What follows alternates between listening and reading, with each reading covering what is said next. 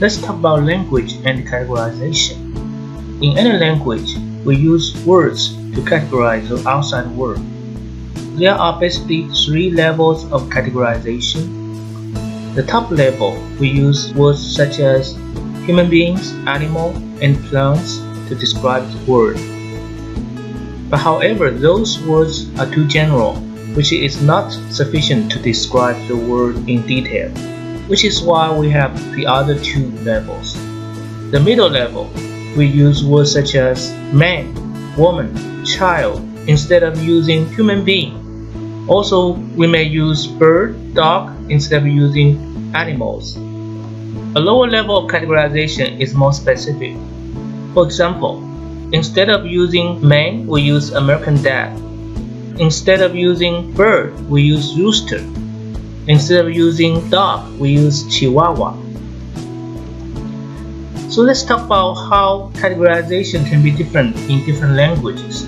For example, in American English, we use 2 different words, chair and stool, to refer to the objects, because we consider those 2 things are very different. But in many other languages, they may use the same word to refer both chair and stool, because in their culture, they think those 2 things are both serving the function for people to sit. In this case, there is not too much difference between the chair and the stool. Another example is the expression for snow in different languages. So do you know, in Eskimos language, there are more than 50 different words for snow. But however, in English, we only probably have 7 to 10 most commonly used words for snow. The reason is because snow to our life is not really that important, which is why we don't have as many expressions for it as Eskimos. Another example is cocaine. So we all know cocaine is something bad. In English, we refer to cocaine as a drug. But think about the word drug. Is that really a very negative word? Because we have drugstore. So drug is basically like a medicine. So medicine can cure people's disease. In this case, drug is not really a very negative word. But what about other language? So in the Chinese language, people refer to drug as a poison, so which is a very negative connotation. In this case, we can see the cultural differences. In America, we do have a lot of drug use problem. But in China, it's less a serious concern. So some scholars claim maybe the categorization in English doesn't give enough warning for people who want to touch drugs. Next, we will talk about the difference in language when people express their group identity. So for example, in English, how we vocalize our name. If your name is John Smith, usually the family name will come after your first name, which is your given name, John. So John is your first name and given name. Smith is your last name and family name. But in Chinese, usually they will put the family name first, then the given name last. For example, the Chinese basketball player Yao Ming. So Yao is actually his family name, Ming is his given name.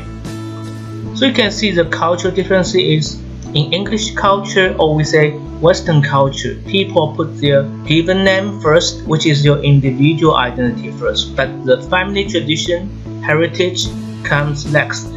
In Chinese culture and many other Asian culture, your family name is most important identity, but your given name is less important, which is why they put their family name first and given name next. So this is because Western culture is generally very individualist, which puts their personal identity first. But in Asian culture, people put their group identity, their family tradition and heritage above their individual identity. So there are also differences in reflecting people's relationship or even kinship. So I will give you an example. In Chinese, there's no equivalent expression for brother and sister. So you may wonder why is that? Because brother and sister is such a common relationship in family.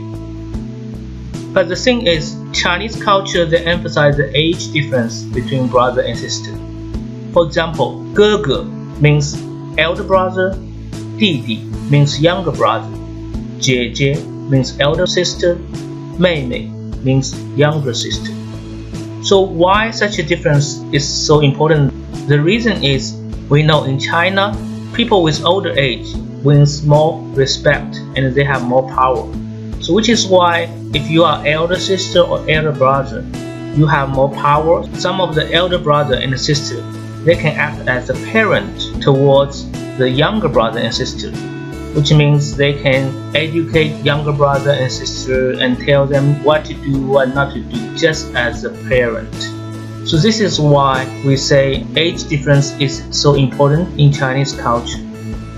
Another example would be in China, the relatives on the mother's side have different terms from relatives on the father's side. So for example, they do have different words for uncle on the mother's side and uncle on father's side. But in America, we probably treat all extended family the same because most of us don't really live with our extended family.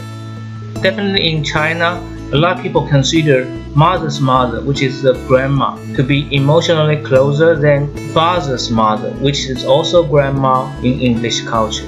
Of course, in our culture, such a difference is so minimal, we don't want to make a fuss over it. Another difference would be how a language constructs new phrases. So for example, we all know this is a horse. In Chinese, horse is called ma, M-A, which is pretty easy. So what about this? We know this is a pony, right? But in Chinese, we call it 矮马. 矮马 basically means short horse. So is pony a horse? Maybe. What about this? This is a zebra, right? What do they call it in Chinese? They will call it striped horse, 斑马. If you ask an American person, is zebra a horse? They may have to think twice. But if you ask a Chinese person, he or she will definitely say, yes, zebra is a horse because it's a striped horse. So this is why we say our language can shape our way of thinking. In this case, we have this very important hypothesis, which is called Sapir-Whorf Hypothesis. This hypothesis basically advocates this idea of linguistic determinism. So what does that mean? So basically, the structure of a language may affect our worldview and cognition. Eventually, our perception of the outside world is related to our spoken language. So the meaning basically is language can profoundly shape our perception and worldview. An example would be how we name our staple, the main food. For example, in Japan, rice is a staple there. So they do have different words and expressions for different kinds of rice, such as rice in the field, rice with husk on, unpolished rice, uncooked white rice, and etc. What about in America? So beef is a very important food source in America. In this case, we do have different words for different kind of beef. We have rib, we have round, brisket, chuck. For our culture, rice is less important than beef, which is why we have more names for beef but fewer names for rice.